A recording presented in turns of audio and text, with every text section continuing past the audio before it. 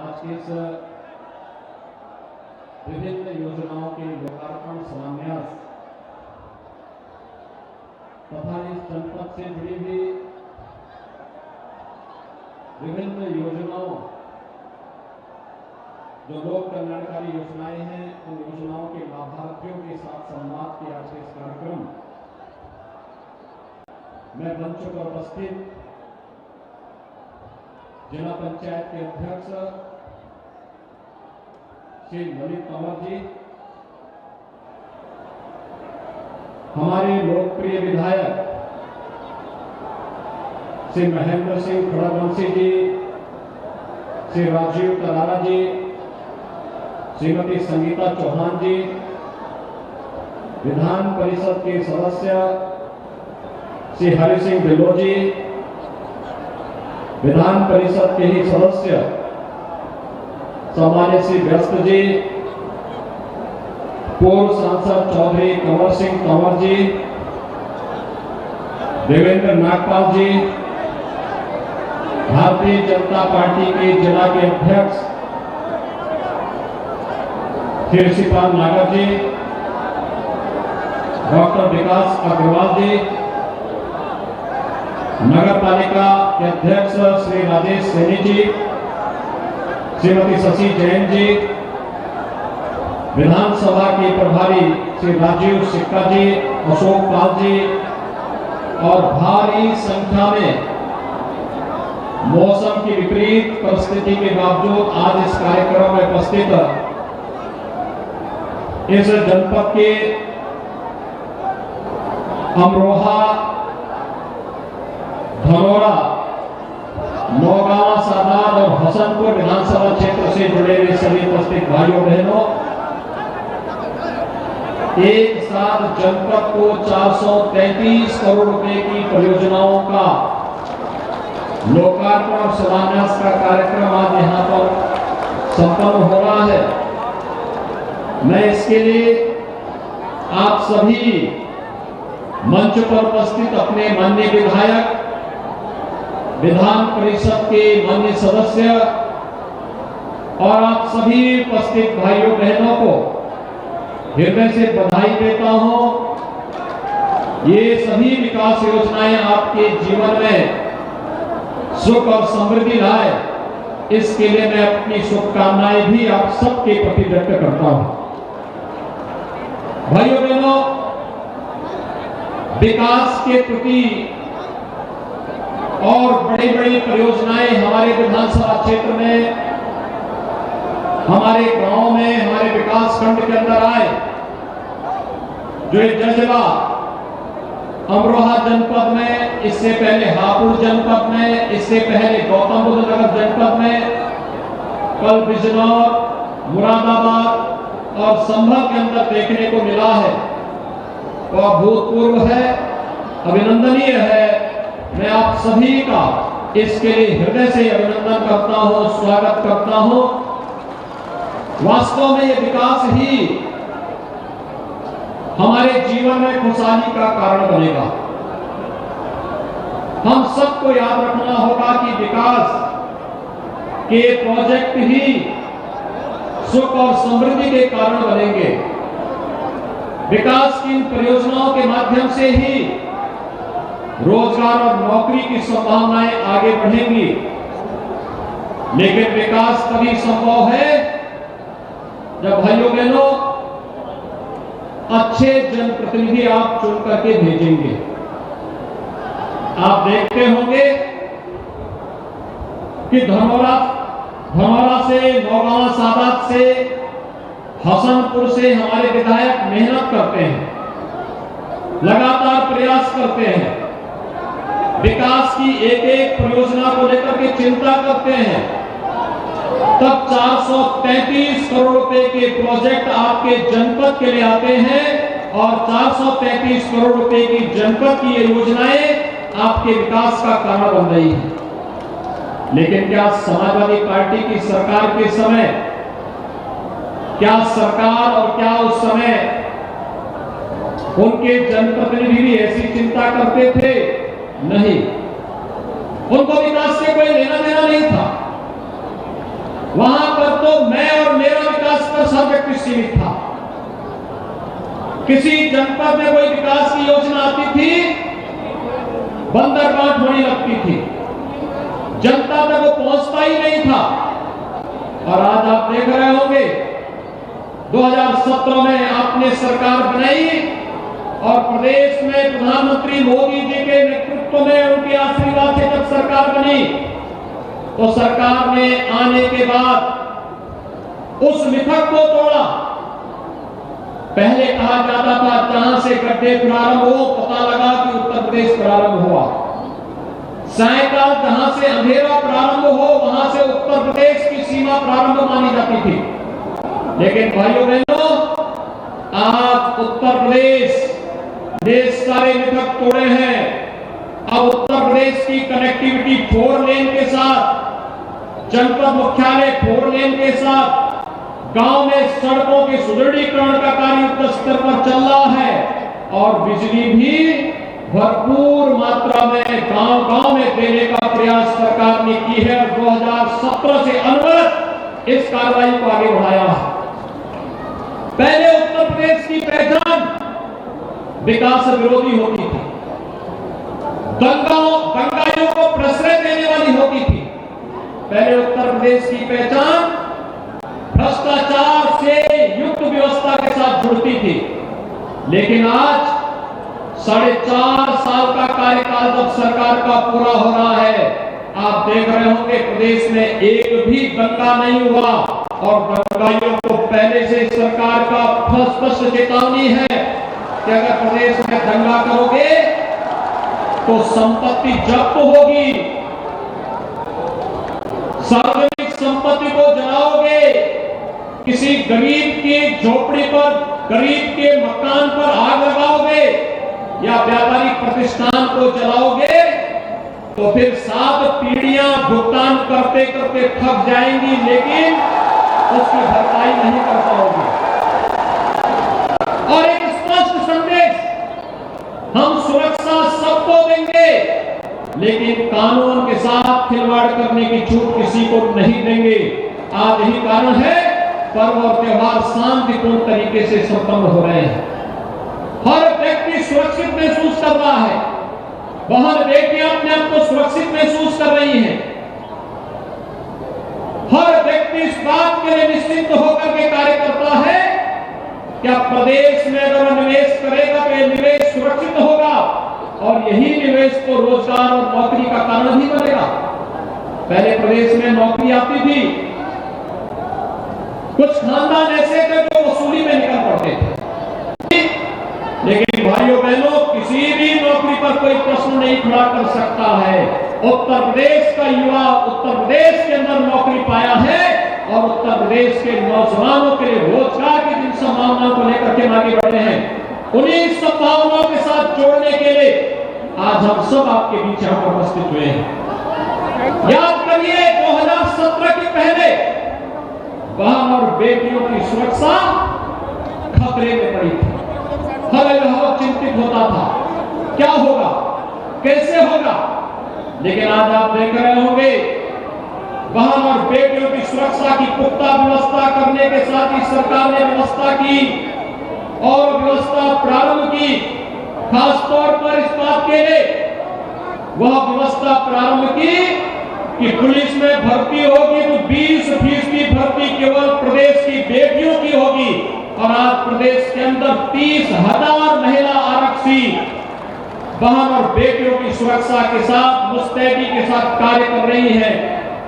महिला कल्याण, महिला सम्मान और नारी गरिमा की रक्षा के लिए केंद्र और प्रदेश सरकार की योजनाओं को उन तक पहुंचाने का कार्य सफलतापूर्वक किया जा रहा है।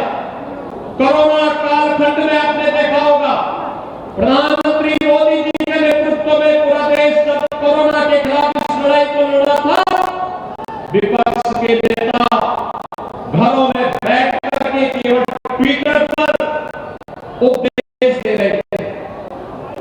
इनमें कोई भी व्यक्ति सेवा भाव के लिए जनता को बचाने के लिए आगे नहीं आया। तब केवल सरकार की प्रशासन था, हेल्थ वर्कर थे, कोरोना वायरस थे, भारतीय जनता पार्टी का कार्यकर्ता था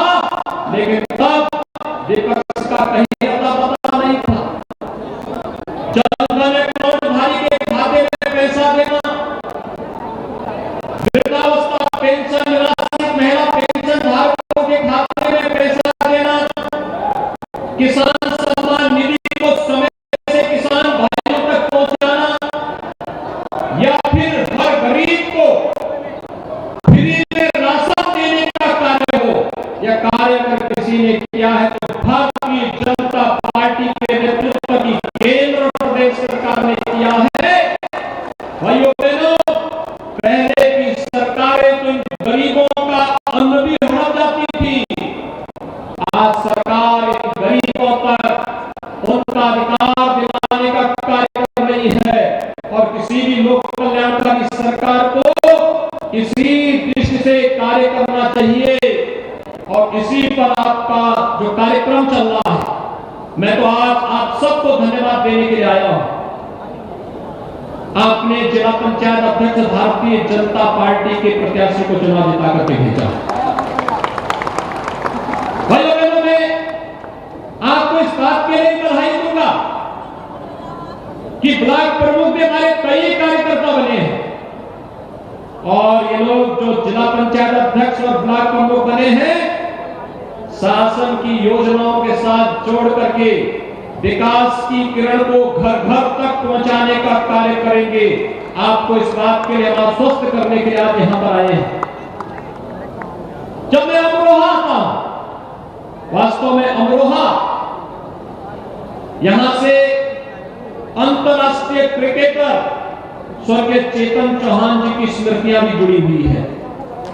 भाइयों बहनों, चेतन चौहान जी के नाम से अमरोहा जनपद के साथ एक पहचान जुड़ जाती थी। खेल प्रेमी हर एक अद्भुत होता था। आज वे हमारे बीच नहीं, लेकिन मैं धन्यवाद दूंगा कि नौगांव सादात में उपचुनाव में आपने श्रीमती संगीता चौहान को यहां की जनता ने भारी बहुमत से विजयी बनाकर के स्वर्गीय चेतन चौहान जी के प्रति अपनी श्रद्धांजलि दी। विकास की अनेक योजनाओं को उन्होंने उस समय आगे बढ़ाने का कार्य किया था और मुझे प्रसन्नता है आज चाहे श्रीमती संगीता चौहान जी हो, चाहे राजीव तरारा जी हो, चाहे महेंद्र खड़गवंशी जी हो, चाहे हमारे व्यस्त जी हो, चाहे वह हमारे जो भी अन्य जनप्रतिनिधि हैं, ढिल्लो जी हैं, ये सभी लोग विकास की योजनाओं को गांव-गांव तक, घर-घर तक पहुंचाने का कार्य कर रहे हैं। यह विकास हम सबके जीवन में ही एक सुख और समृद्धि का कारण बनेगा और इस पर हमें आगे बढ़ना पड़ेगा। मुझे प्रसन्नता है आज वैश्विक स्तर पर अमरोहा एक नई पहचान के साथ आ रहा है। याद करिए, एक जनपद एक उत्पाद में हम लोगों ने अमरोहा के वाद्य यंत्र ढोलक को अपना यहां का पहचान के साथ जोड़ा है। याद करना, ढोलक की थाप जब दी जाती है तो अपना एक नया स्वर ही निकाल करके लोगों को अपने अंदर अपने साथ जोड़ने का कार्य करता है। और आज अमरोहा का ढोलक विकास के व्यापक जागरण के अभियान के साथ आगे बढ़ रहा है। यहाँ का गारमेंट उसकी अपनी एक नई पहचान है, वह तेजी के साथ आगे बढ़ रहा है। हम लोग पिछले दिनों जब मैं यहाँ पर स्वर्गीय चेतन चौहान जी के साथ आया था, उस समय हम लोगों ने यहाँ की चीनी मिल को भी देखा था। भाइयों बहनों, 1.5 वर्ष से आपने देखा है कैसे दुनिया वैश्विक महामारी कोरोना कैसे पूरी दुनिया को बेहाल की है, लेकिन देश के अंदर प्रधानमंत्री मोदी जी के नेतृत्व में और उत्तर प्रदेश में आप सबके सहयोग से भारतीय जनता पार्टी की हमारी सरकार जिस प्रतिबद्धता के साथ काम की है, दुनिया के अंदर तमाम चीनी मिलें बंद हो गई। देश के अंदर कई राज्यों ने चीनी मिलें बंद कर दी, लेकिन उत्तर प्रदेश में हमने कोई चीनी मिल बंद नहीं होने दी। हमने कहा जब तक गन्ना किसान भाइयों के खेत में एक भी गन्ना रहेगा तब तक चीनी मिलें चलनी चाहिए, हर हाल में चलनी चाहिए। याद करिए 2007 से लेकर के 2017 के बीच 95,000 करोड़ रुपए का गन्ना मिले का भुगतान हो पाया था और 2017 से लेकर के अब तक मात्र 4.5 वर्ष में 1,43,000 करोड़ रुपए का गन्ना मूल्य का भुगतान हुआ है। और हमने एक कमेटी भी गठित की है कि गन्ना किसानों के गन्ना मूल्य में वृद्धि की जानी चाहिए, इस पर अविलंब कार्रवाई आगे बढ़नी चाहिए और साथ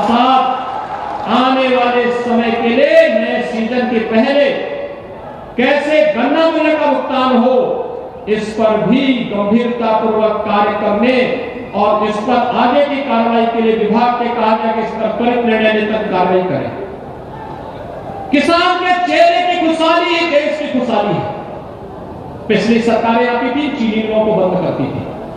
भाइयों बहनों, हमारी सरकार आई, महान किसान नेता चौधरी चरण सिंह जी के कर्मभूमि की चीनी मिल, रमाला चीनी मिल, हम लोगों ने नई चीनी मिल के लिए स्थापित की। प्रदेश की बंद चीनी मिलों को फिर से चलाने का कार्य किया। पिछली सरकारें इनको बेचती थी, इन चीनी मिलों को औने पौने दाम पे बेच देती थी। जो खरीदार होता था इन चीनी मिलों को स्क्रैप के भाव बेच देता था। तबाही किसान की होती थी, तबाही उन नौजवानों की होती थी जो उसमें रोजगार और नौकरी के साथ जुड़े हुए हैं।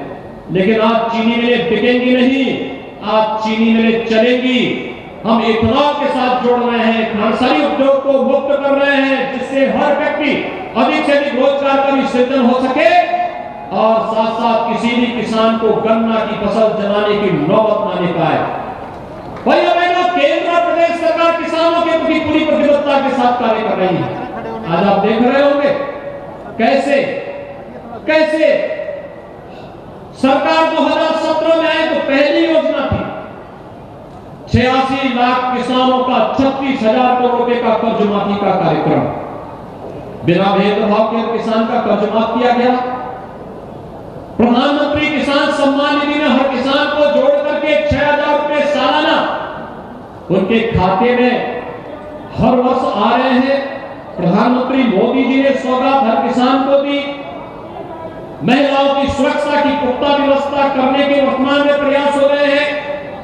क्रय केंद्र स्थापित करके हर एक किसान की उपज को न्यूनतम समर्थन मूल्य देने की कार्रवाई हो रही है। जब सरकार गांव की चिंता, नगर की चिंता, गरीब की चिंता, नौजवान की चिंता, महिलाओं के स्वावलंबन की चिंता करते हुए आगे बढ़ रही है और बिना भेदभाव के शासन की योजनाओं का लाभ उन लोगों तक पहुंचाने का कार्य कर रही है, तो ऐसे समय में हम भी अपेक्षा के साथ आए हैं जिनकी मेहनत श्रीमती संगीता चौहान जी, श्री राजीव तरारा जी, श्री महेंद्र खड़गवंशी जी कर रहे हैं। इतनी मेहनत सपा के जनप्रतिनिधि भी करते तो ये विकास जो 433 करोड़ का आज यहाँ पर लोकार्पण और शिलान्यास हो रहा है, हो सकता है इससे कई गुना ज्यादा परियोजनाओं का शिलान्यास और लोकार्पण हो रहा होता। लेकिन उन लोगों के विकास की कोई रुचि नहीं, उनके विकास में रुचि नहीं, लोक कल्याणकारी योजनाओं से नहीं जुड़ना चाहते। आज तो हर गरीब को मकान मिल रहा है। पहले मुख्यमंत्री आते थे, अपनी हवेली बनाते थे और आज हर गरीब को मकान दिया जा रहा है। 42 लाख गरीबों को एक एक आवास मिला है। 15 करोड़ गरीबों को फ्री में राशन मिल रहा है। 1 करोड़ 56 लाख गरीबों को रसोई गैस के निःशुल्क कनेक्शन दिए जा रहे हैं। 2 करोड़ 61 लाख गरीबों को निःशुल्क शौचालय देने के साथ भाइयों बहनों, आज आप देख रहे होंगे गांव-गांव में ग्राम सचिवालय का निर्माण हो रहा है। कुछ का लोकार्पण हमने किया है और एक ग्राम सचिवालय के साथ हम लोग गांव के एक कंप्यूटर सहायक की भी नियुक्ति करके गांव-गांव में बैंकिंग कॉरेस्पॉन्डेंट सखी के रूप में एक महिला की, एक बालिका की तैनाती करके बैंकिंग की सुविधा गांव में दे रहे हैं। गांव के व्यक्ति को अपने कार्य के लिए भटकना नहीं पड़ेगा। ब्लॉक और तहसील से जुड़ी हुई योजनाओं का समाधान गांव में बैठ करके ही होगा।